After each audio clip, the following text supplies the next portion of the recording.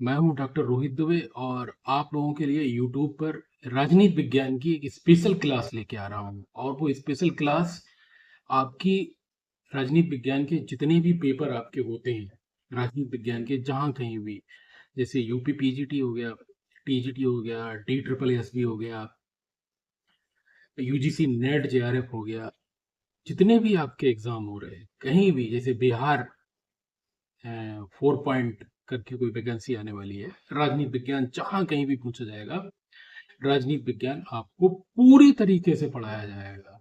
कहने का तात्पर्य है कि आपको कंपटीशन की एक बेहतरीन तैयारी करवाई जाएगी। और वो तैयारी कैसे करवाई जाएगी उसकी एक एक रूपरेखा है। पहले फेज में आपको सिर्फ ऑब्जेक्टिव प्रश्न कराए जाएंगे हर चैप्टर से। प्लेटो, अरस्तु, मैकियावेली, बेंथम और राजनीति के सिद्धांत हो गए, लोक प्रशासन हो गया, अंतरराष्ट्रीय राजनीति हो गई, उनके सभी जो प्रश्न होंगे, ऑब्जेक्टिव प्रश्न होंगे, वो करवाए जाएंगे। एक बात और है, वो आप ध्यान कर लें, आपको ये नहीं करवाया जाएगा। इसमें लिखा है, इसमें आपको उल्टा दिखाई देगा, इसमें लिखा है youth competition civics chapter wise solve paper. इसमें लिखा है TGT, PGT, LT grade, GIC, GDC, DIET, assistant professor, KVS, NVS, RPSC, lecturer college lecturer, D triple S B, NTA, UGC NET, JRF, SET. इतना सब ये बता रहे हैं कि इतने सब के लिए ये किताब बनी हुई है। नागरिक शास्त्र 106 सेट लिखे हुए हैं, सॉल्व पेपर हैं। उत्तर प्रदेश, उत्तराखंड, मध्य प्रदेश, छत्तीसगढ़, बिहार, झारखंड, राजस्थान, हरियाणा, हिमाचल प्रदेश शिक्षक भर्ती परीक्षाओं हेतु अति महत्वपूर्ण। और लिखा है नीचे 11,263 वस्तुनिष्ठ प्रश्न इसके अंदर है। अब होता क्या है, कोचिंग वाले आपको इसी किताब से प्रैक्टिस पेपर करवा देते हैं और अपने डिजिटल बोर्ड के माध्यम से, मतलब इस तरीके से वो बेच रहे हैं, वो सिर्फ इसी के दम पे अपने प्रैक्टिस पेपर बेच रहे हैं। 1,000 रुपए का, जिसको जैसे लग गया, 700 रुपए का, 900 रुपए का, ये सब आपको यही पढ़ाया जा रहा है। एग्जाम कैसे क्वालिफाई हो, किताब आपने बच्चों को पढ़ने नहीं दिया, सिर्फ ये गाइड है मोटी सी, इसमें बहुत सारे प्रश्न हैं, इसको प्रश्न को प्रैक्टिस कर लीजिए। ये सिर्फ प्रैक्टिस करने की चीज है, ये एग्जाम क्वालिफाई करने की चीज नहीं है। जैसे कोई शिक्षक आपको पढ़ा सकता है, रास्ता दिखा सकता है, लेकिन आपको मंजिल आपको खुद तय करनी है। लेकिन मंजिल कैसे तय की जाएगी? एक तो शिक्षक हमारे जो कोचिंग पढ़ा रहे हैं वो इसका सहारा लेते हैं, और प्रैक्टिस पेपर ये इसी का नाम है। ठीक, उनके नाम के जो प्रैक्टिस पेपर चल रहे हैं वो यही है और कुछ नहीं है। दूसरा, उनके पास एक किताब बचती है, ओपी गाभा। इसमें लिखा है पाश्चात्य राजनीतिक विचारक ओपी गाभा। बस दो चीजों पर उनकी कोचिंग चल रही है। लेकिन मेरे यहाँ ऐसा कुछ नहीं होगा। आपने यूपी पीजीटी का पेपर दिया, 125 प्रश्न आए। अब उसमें से 10-15 प्रश्न ऐसे थे जो आपको बहुत कठिन लग रहे थे।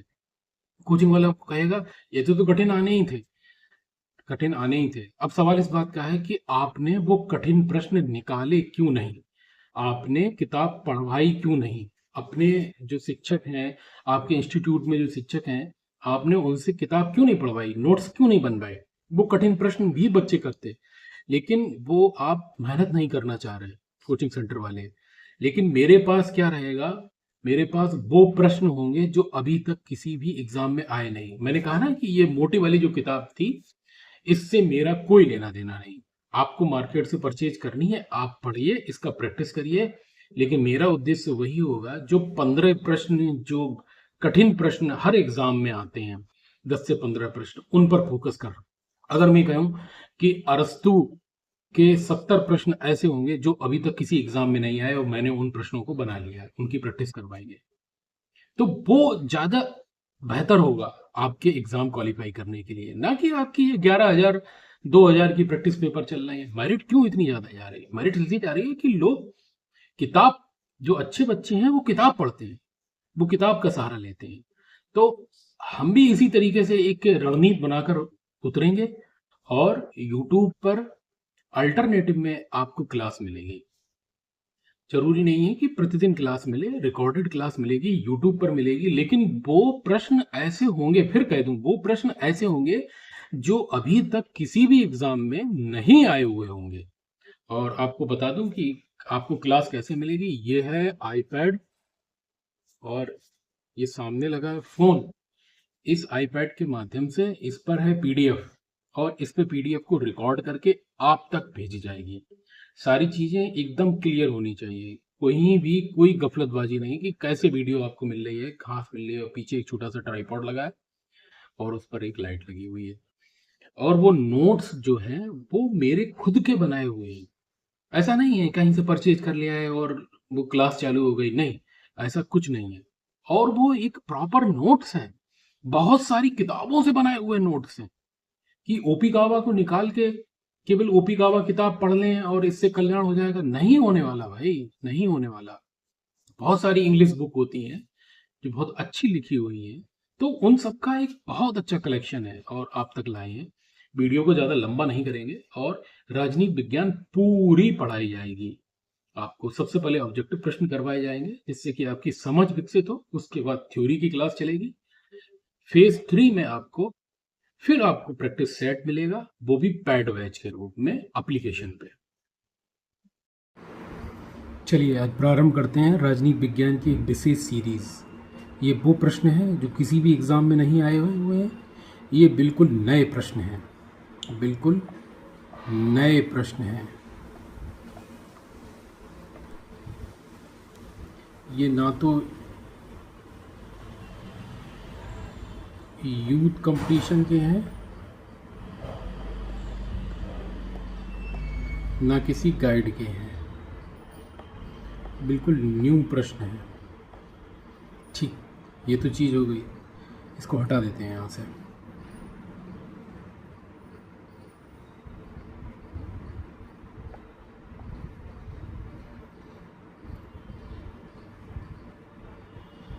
चलिए अब पढ़ते हैं।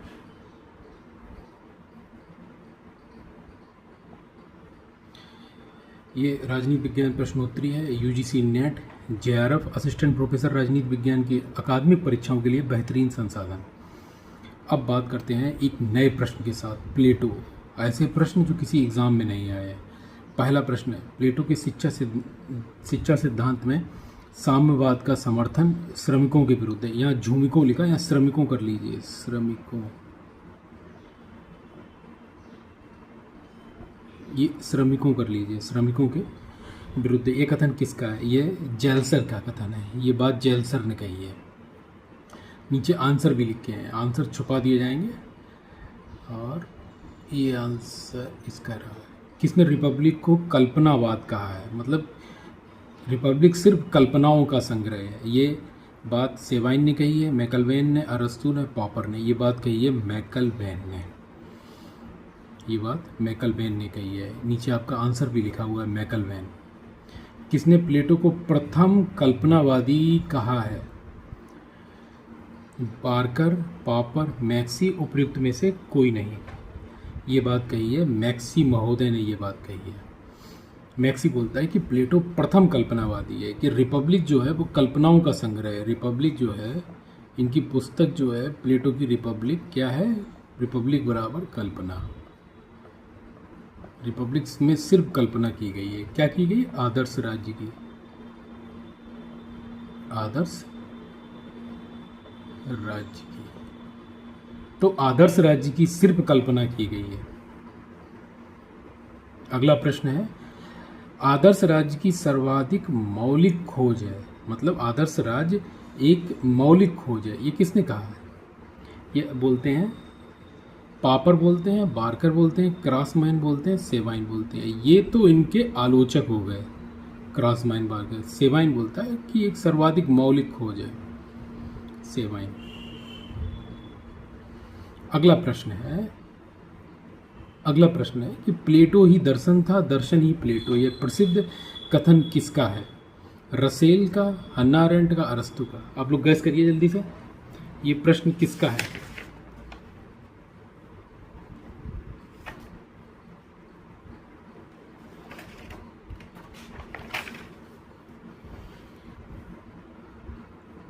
ये प्रश्न अरस्तू का, हन्ना अरेंट का, रसेल का, इमर्शन का है।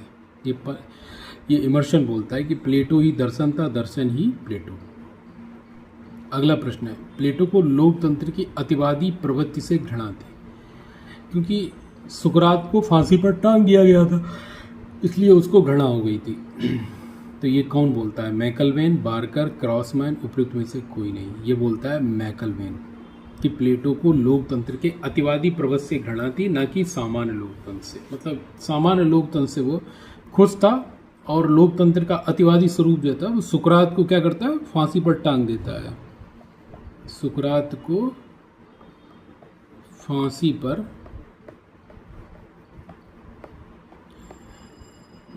टांग देती है पब्लिक, तो उसको इस चीज़ से घृणा थी, इसलिए वो बोलता है बार बार। प्लेटो का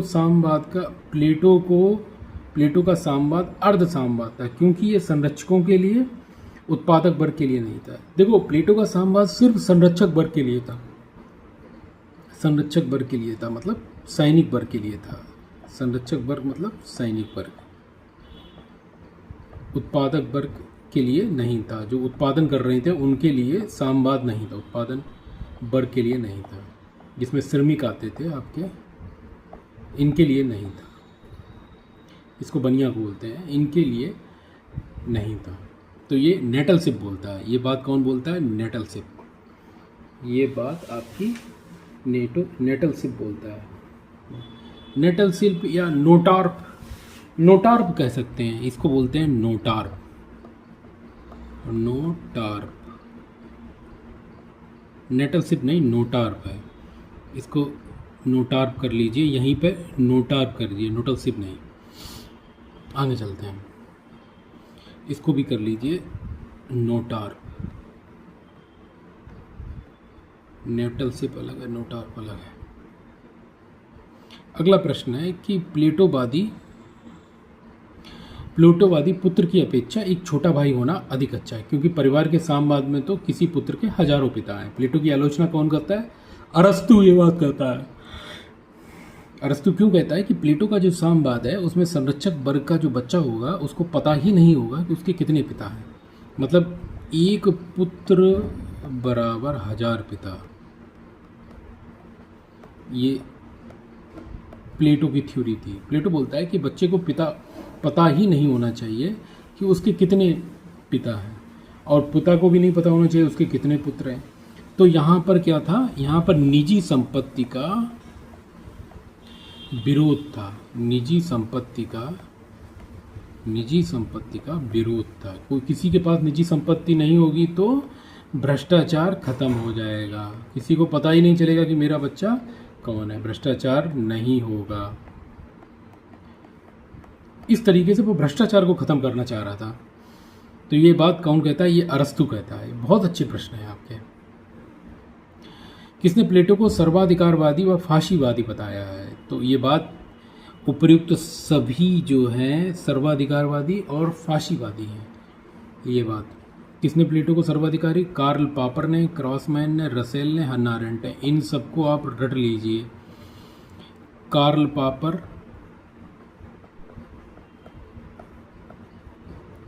क्रॉसमैन, रसेल,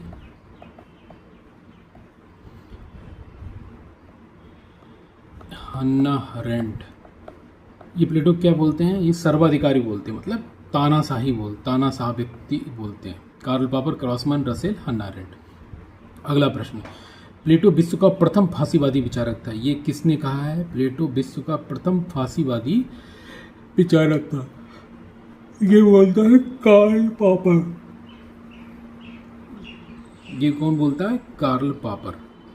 बार्कर नहीं है, इसको हटा दीजिए, कार्ल पापर आ गया आपका। किसने प्लेटो को, अगला प्रश्न,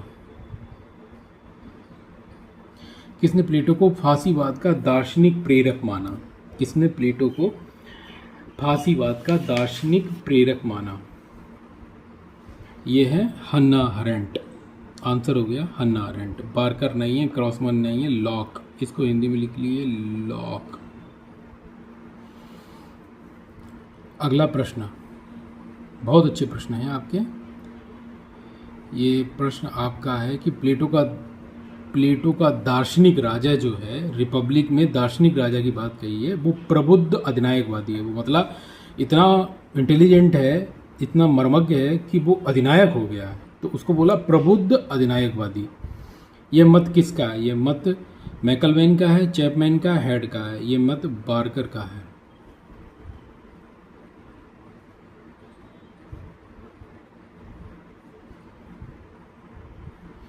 प्लेटो का न्याय वस्तुतः न्याय नहीं, वह मनुष्यों को अपने अपने कर्तव्यों तक सीमित करने वाली भावना मात्र है। ये कथन किसका है? ये कथन सीले का है, अरस्तु का है, सेवाइन का है। ये किसी का नहीं है, ना इनका ना इनका। ये कथन है बार्कर महोदय का। अगला प्रश्न, रिपब्लिक काल्पनिक है। बिल्कुल सही बात है, रिपब्लिक काल्पनिक है। बादलों में एक नगर है, सूर्यास्त के दृश्य के समान है, जो 1 घंटे के लिए रहता है। ये कथन किसका है? ये कथन उपयुक्त में से सभी कार्ल पापर, डनिंग और बार्कर। ये कथन किसका है? ये कथन बार्कर का है। ये क्यों कही गई? कि मतलब रिपब्लिक में जो कल्पना की गई है वो इस धरातल पर कल्पना जो है पृथ्वी पर संभव नहीं है, पृथ्वी पर संभव नहीं है। ये पृथ्वी पर ये कल्पना संभव नहीं है। अगला प्रश्न, ये कथन ये आपके जितने भी कथन टाइप के हैं, मतलब किसने क्या कहा, ये उसके लिए बहुत उपयोगी है। प्लेटो विशेषाधिकार को न्यायपूर्ण कहकर पुकारता है, जबकि हम विशेषाधिकार के अभाव को सामान्यतः न्याय समझते हैं। ये आलोचक है टानी, डनिंग, अरस्तु। ये आलोचना की है कार्ल पापर ने।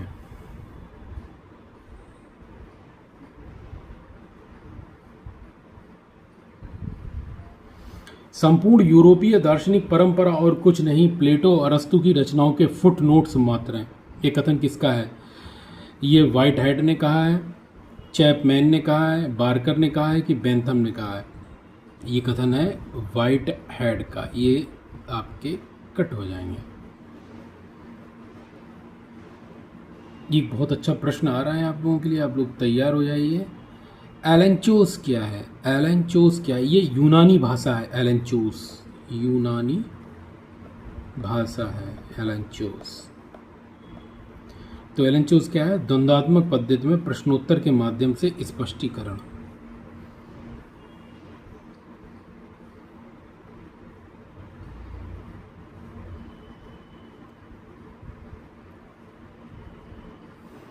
अगला प्रश्न, ये कुछ यहाँ पर मिलान करने के लिए हैं, इनके आंसर यहाँ पे हैं। ये है डाइक्योजनी, ये है कैलीपोलिस, ये है मैग्नीशिया, ये है निशाचर परिषद, जिसको बोलते हैं नॉक्टोरल काउंसिल। अब इनके आंसर यहाँ पे ढूंढने हैं। तो डाइक्योजनी क्या है? ये ग्रीक भाषा में न्याय का पर्यायवाची है, इसको ग्रीक पर्यायवाची। कॉलीपोलिस क्या है? कैलीपोलिस क्या है? आदर्श राज्य।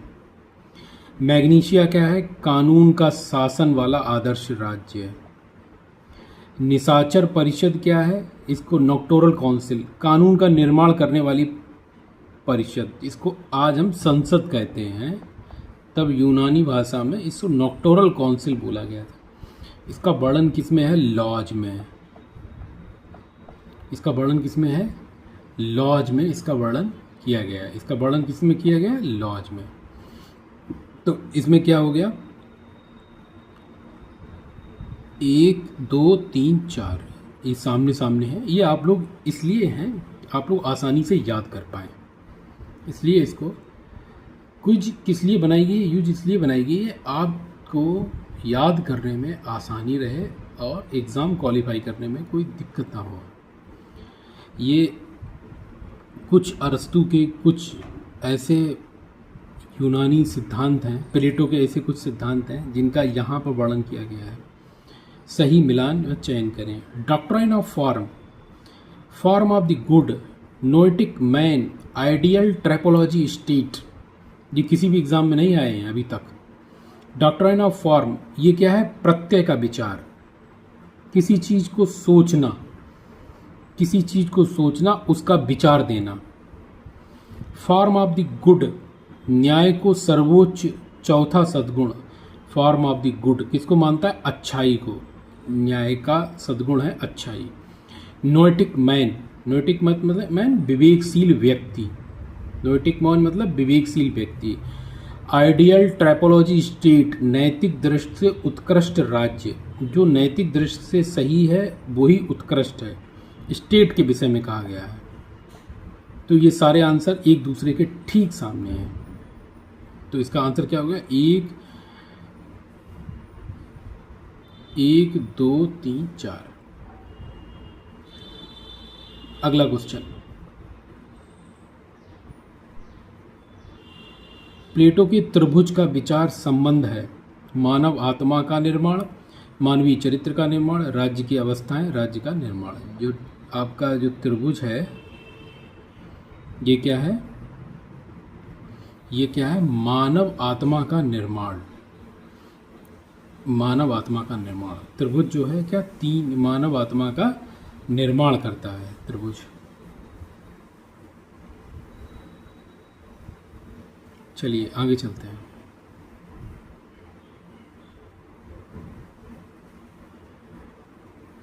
यूनानी लोगों के अनुसार ये अगधोम नहीं है, तभी ये अधोगम है।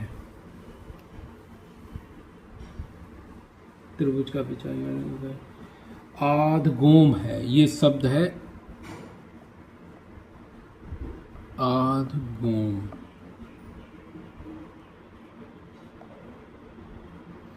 ये आधगोम शब्द है, इसका मतलब है सर्वोच्च शुभ न्याय का विचार, सर्वोच्च शुभ और न्याय का विचार। जो सर्वोच्च है, जो शुभ है वही, जो सर्वोच्च है वही न्याय है। फॉर्म ऑफ द गुड, अभी पढ़ा था ऊपर, फॉर्म ऑफ द गुड, जो सर्वोच्च है वही न्याय है।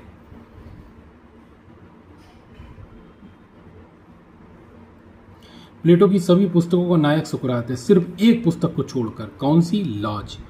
कारण बताइए आप, लॉज क्यों नहीं सुकरात से प्रेरित है? लॉज में क्या है? नोक्टोरल काउंसिल, न्यायिक परिषद, न्यायिक परिषद है, कानून की बात करता है। क्या करता है?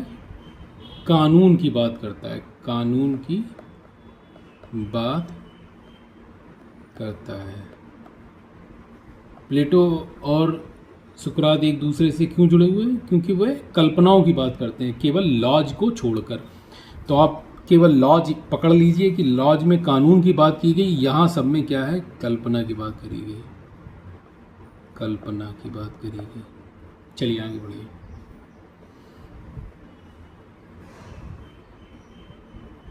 रिपब्लिक का यूनानी भाषा में मूल अर्थ क्या है? रिपब्लिक का यूनानी भाषा में, याद कर लीजिए, रिपब्लिक का यूनानी भाषा में मूल शब्द है पॉलितिया। रिपब्लिक का यूनानी भाषा में मूल शब्द है पॉलितिया। सिर्फ सीधा सीधा याद करिए, पॉलितिया।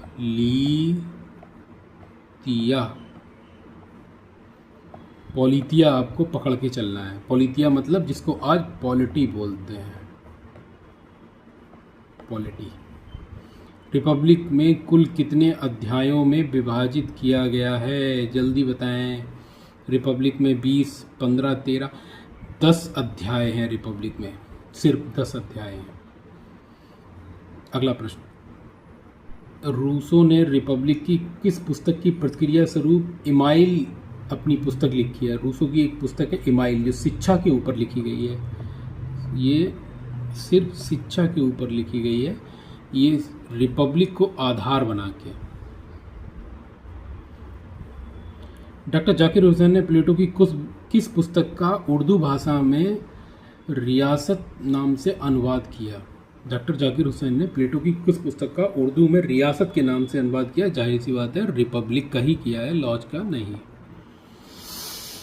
बहुत अच्छे प्रश्न हैं आपको, ऐसे प्रश्न आपको हर जगह नहीं मिलेंगे।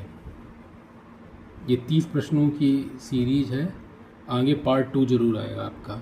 कौन सी पुस्तक प्लेटो की रिपब्लिक के आदर्शों पर आधारित है?